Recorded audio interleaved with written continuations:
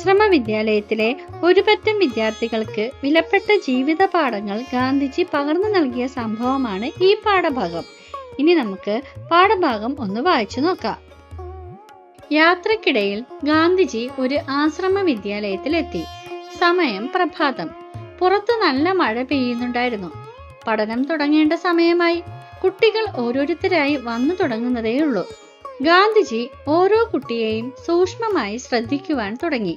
അവർക്ക് കാര്യം മനസ്സിലായി. നേരം വൈകിയത് ശരിയായോ എന്നാണ് ആ നോട്ടത്തിന്റെ അർത്ഥം. ബാപ്പുജി, അങ്ങ് ക്ഷമിക്കണം, മഴ ശല്യം ചെയ്തതുകൊണ്ടാണ് ഞങ്ങൾ വൈകിയത്. ഗാന്ധിജിക്ക് ചിരി വന്നു.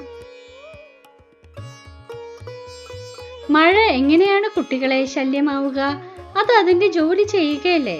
എന്നാൽ നമ്മളോ മഴയെ കുറ്റപ്പെടുത്തുന്നു, നേരം വൈകുന്നു, ജോലി മറക്കുന്നു. അതല്ലേ സത്യം? ഒരു വലിയ ചിന്ത കുട്ടികളിൽ രൂപപ്പെട്ടു തുടങ്ങി. അവർ പരസ്പരം നോക്കി തലയാട്ടി. ഇനി വൈകി വരില്ല ബാപ്പുജി. എല്ലാവരും ചേർന്നായിരുന്നു അങ്ങനെ പറഞ്ഞത്. ഗാന്ധിജി അവരോടുള്ള സ്നേഹഭാഷണം തുടർന്നു. നിങ്ങൾ എല്ലാവരും ഖാദി തന്നെയാണല്ലോ ധരിച്ചിരിക്കുന്നത്. അതെ ബാപ്പുജി. അവർ ഒന്നിച്ച് തലയാട്ടി. കുട്ടികളെല്ലാവരും സ്വദേശി വസ്ത്രം തന്നെയാണ് ധരിച്ചിരുന്നത്. ഗാന്ധിജിക്ക് സന്തോഷമായി. ഇനി ഞാൻ ചോദിക്കുന്നത് ശ്രദ്ധയോടെ കേൾക്കണം, എന്നിട്ടേ ഉത്തരം പറയാവൂ. നിങ്ങളിൽ എത്ര പേർ എപ്പോഴും നേര് പറയുന്നുണ്ട്? ഗാന്ധിജി ചോദിച്ചു. കുറച്ചു കുട്ടികൾ കൈപൊക്കി. എന്നാൽ വല്ലപ്പോഴും കള്ളം പറയുന്നവർ നിങ്ങളുടെ കൂട്ടത്തിലില്ലേ? അത് എത്ര പേർ കാണും?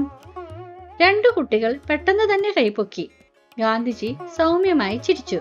പിന്നെ 3, 4 കൈകൾ അങ്ങനെ പൊങ്ങാൻ തുടങ്ങി.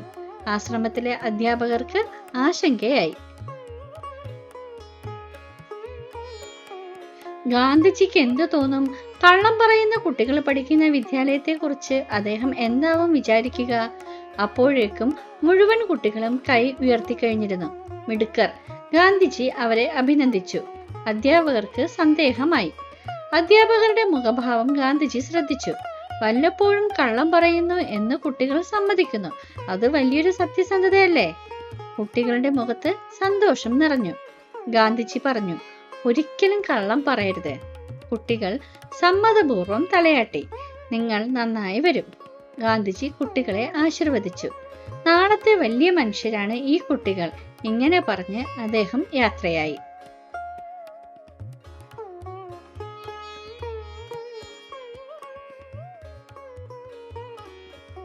പുതിയ പദങ്ങൾ. പ്രഭാതം, രാവിലെ. സൂക്ഷ്മമായി, ശ്രദ്ധയോടെ. സ്വദേശി, സ്വന്തം നാട്ടിലുള്ള. നേര്, സത്യം. ആശങ്ക, സംശയം. സൗമ്യമായി, ശാന്തമായി. സന്ദേഹം, സംശയം. ആശീർവദിക്കുക, അനുഗ്രഹിക്കുക. വായിക്കാം, കണ്ടെത്താം. മഴയെ കുറ്റപ്പെടുത്തിയ കുട്ടികളോട് ഗാന്ധിജി എന്താണ് പറഞ്ഞത്? മഴ എങ്ങനെയാണ് കുട്ടികളെ ശല്യമാവുക? അത് അതിന്റെ ജോലി ചെയ്യുകയല്ലേ. എന്നാൽ നമ്മളോ മഴയെ കുറ്റപ്പെടുത്തുന്നു, നേരം വൈകുന്നു, ജോലി മറക്കുന്നു. അതല്ലേ സത്യം? മഴയെ കുറ്റപ്പെടുത്തിയ കുട്ടികളോട് ഗാന്ധിജി ഇതായിരുന്നു പറഞ്ഞത്. ആശ്രമ വിദ്യാലയത്തിലെ അധ്യാപകർക്ക് ആശങ്ക തോന്നിയത് എന്തുകൊണ്ടാണ്? നിങ്ങളിൽ എത്ര പേർ എപ്പോഴും നേര് പറയാറുണ്ടെന്ന് ഗാന്ധിജി കുട്ടികളോട് ചോദിച്ചു. വല്ലപ്പോഴും കള്ളം പറയുന്നവർ നിങ്ങളുടെ കൂട്ടത്തിലില്ലേ എന്ന് ഗാന്ധിജിയുടെ ചോദ്യത്തിന് 2 കുട്ടികൾ പെട്ടെന്ന് കൈപൊക്കി. പിന്നാലെ മറ്റെല്ലാ കുട്ടികളും കൈ ഉയർത്തി. കള്ളം പറയുന്ന കുട്ടികൾ പഠിക്കുന്ന വിദ്യാലയത്തെ കുറിച്ച് ഗാന്ധിജിക്ക് എന്തു തോന്നും എന്ന ആശങ്കയായിരുന്നു ആശ്രമത്തിലെ അധ്യാപകർക്ക് ഉണ്ടായത്. ഗാന്ധിജി കുട്ടികളെ അഭിനന്ദിച്ചത് എന്തിനായിരുന്നു? തങ്ങൾ വല്ലപ്പോഴും കള്ളം പറയാറുണ്ട് എന്ന് കുട്ടികൾ ഗാന്ധിജിയോട് സമ്മതിക്കുന്നു. കള്ളം പറയാറുണ്ടെന്ന് തുറന്നു സമ്മതിക്കുന്നത് വലിയൊരു സത്യസന്ധത ആണെന്നാണ് ഗാന്ധിജിയുടെ അഭിപ്രായം. അതുകൊണ്ടാണ് അദ്ദേഹം കുട്ടികളെ അഭിനന്ദിച്ചത്.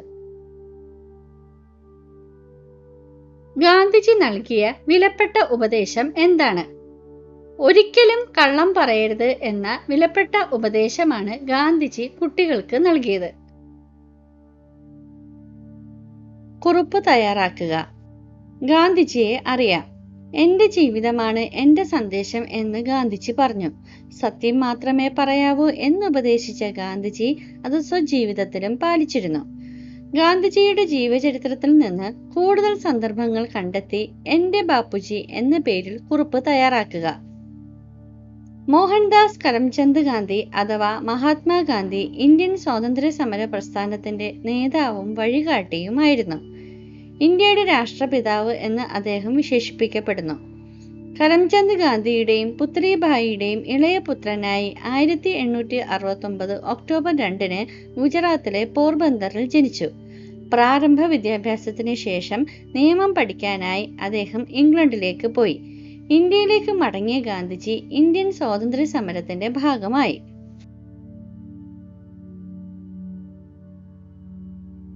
അഹിംസയിലൂന്നിയ സത്യാഗ്രഹം എന്ന സമരരീതി ലോകമെങ്ങും ശ്രദ്ധേയമായി.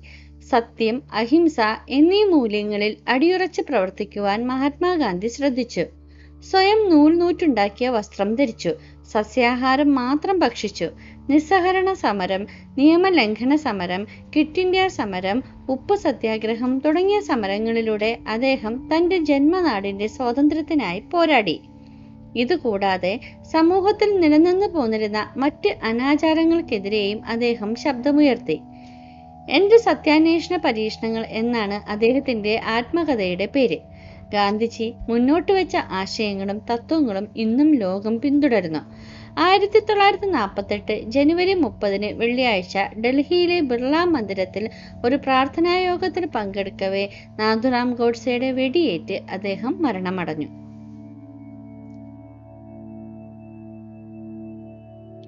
മാതൃക പോലെ എഴുതാം. മാതൃകയിലുള്ളതുപോലെ എഴുതുക. അവൻ നോക്കി. അവന്റെ നോട്ടം കണ്ട് എല്ലാവരും അമ്പരന്നു. അവൾ പാടി. അവളുടെ പാട്ട് കേട്ട് മറ്റുള്ളവർ കൈയടിച്ചു. രവി നടന്നു. അവന്റെ നടത്തം വേഗത്തിലായിരുന്നു. പകരം പദം. അടിവരയിട്ടിരിക്കുന്ന വാക്കുകൾക്ക് പകരമായി ഏതു പദം ചേർക്കാം? ഒരു വലിയ ചിന്ത കുട്ടികളിൽ രൂപപ്പെട്ടു തുടങ്ങി. ഒരു വലിയ വിചാരം കുട്ടികളിൽ രൂപപ്പെട്ടു തുടങ്ങി. ഗാന്ധിജി അവരോടുള്ള ഭാഷണം തുടർന്നു.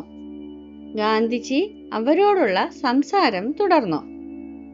വല്ലപ്പോഴും കള്ളം പറയുന്നവർ നിങ്ങളുടെ കൂട്ടത്തിലില്ലേ?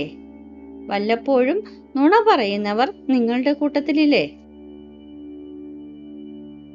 പദങ്ങൾ കണ്ടെത്താം. കുട്ടികൾ സ്നേഹപൂർവം ഗാന്ധിജിയെ തന്നെ നോക്കി നിന്നു. ഇതുപോലെ പൂർവം എന്ന് ചേർന്ന് വരുന്ന എത്ര പദങ്ങൾ കണ്ടെത്താം?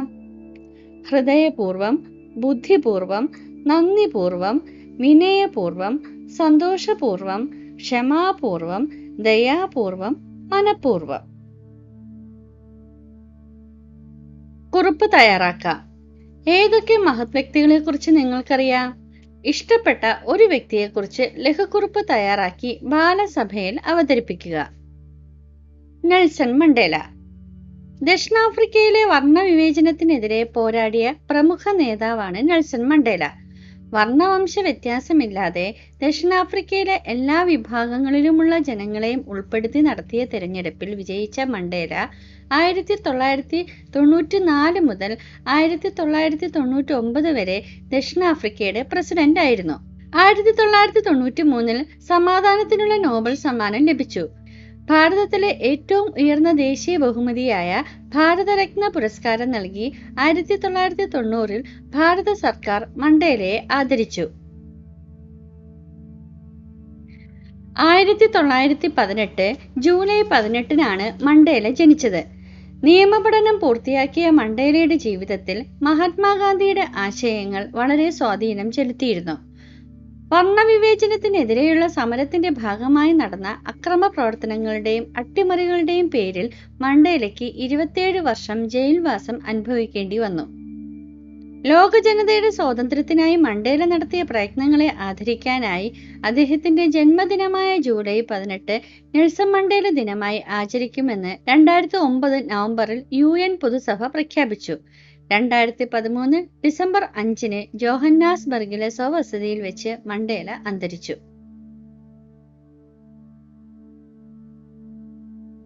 കൂടുതൽ ചോദ്യങ്ങൾ. ഗാന്ധിജിയുടെ ചില മഹത് വചനങ്ങൾ നമുക്കൊന്ന് വായിച്ചു നോക്കിയാലോ?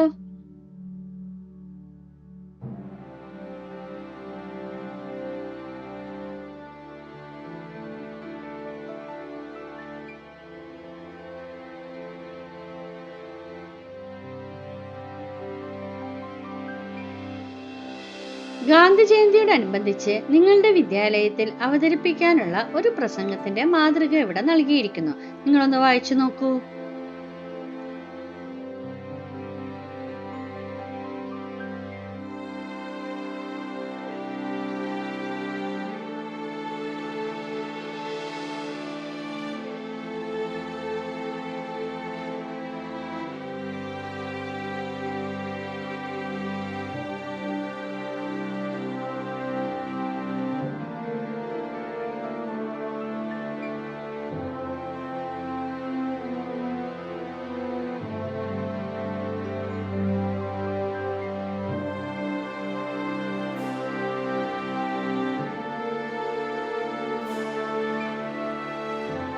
ഇനി നമുക്ക് ഗാന്ധിജിയെ കുറിച്ചുള്ള മറ്റു ചില കഥകൾ കൂടി ഒന്ന് വായിച്ചു നോക്കാം.